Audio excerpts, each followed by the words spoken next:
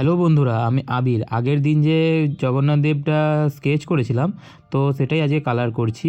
তো প্রথমে আমি কিভাবে কি করছি তোমরা দেখতে থাকো। আর এখানে আমি ইয়েলো, অরেঞ্জ আর রেড, আর যেখানে ডার্ক ভ্যালু রয়েছে ব্ল্যাক ইউজ করেছি। তো তোমরা দেখো আর কেমন লাগছে অবশ্যই জানাও।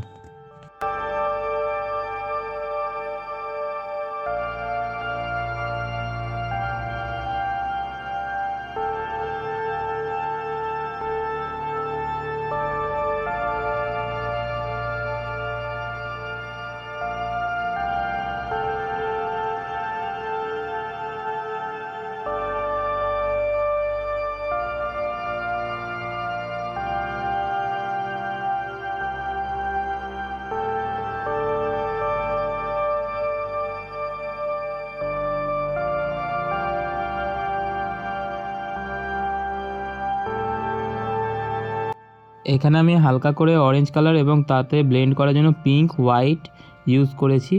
তো দেখতে থাকো।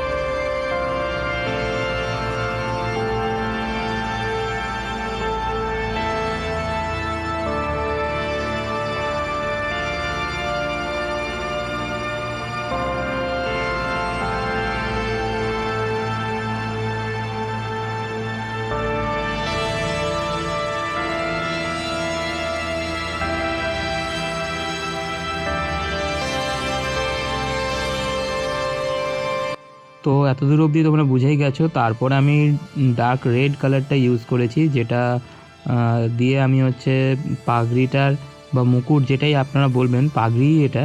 তো সেটাকে আমি ডার্ক ভ্যালু দিয়ে করছি, ডার্ক ভ্যালুটা। আর তার সাথে ব্রাউন কালারেরও কিছু ইউজ আছে, সেটা তোমরা দেখতে থাকো কীভাবে করছি। দিয়ে জনসন বাইট দিয়ে আমি হচ্ছে সেটাকে ব্লেন্ড করে দিচ্ছি।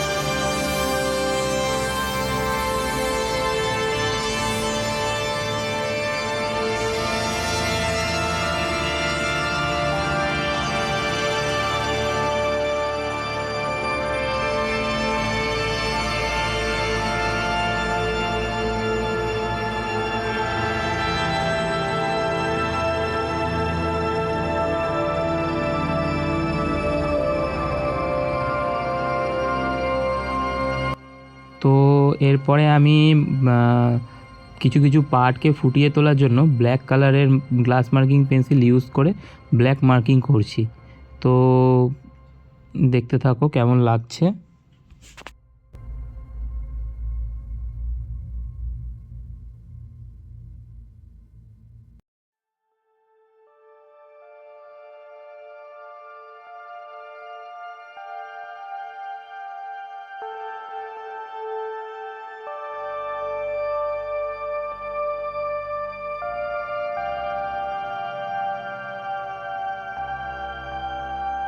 এটা পুরোটাই আমি আমার মনের থেকে রং করছি। তো কিভাবে ময়ূরের পালক করছি দেখো। প্রথমে ডিপ নীল, হালকা নীল, তারপর ইয়েলো অকার, তারপরে গ্রিন, স্যাপ গ্রিন, তারপর ডিপ গ্রিন, হালকা লাইট গ্রিন, ইয়েলো সব মিক্স করে আমি ময়ূরের পালকটা করছি।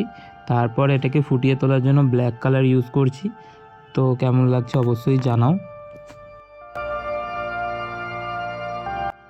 তো ফার্স্ট পার্টে আজকে এটুকুই থাক। কেমন লাগছে অবশ্যই জানাবে মুকুটের রঙটা, মুকুট বা পাগড়ির রঙটা। তো এর পরের ভিডিওতে আমি জগন্নাথ দেবের ভিতরে কালার করব। তো দেখা হচ্ছে পরের ভিডিওয়ে।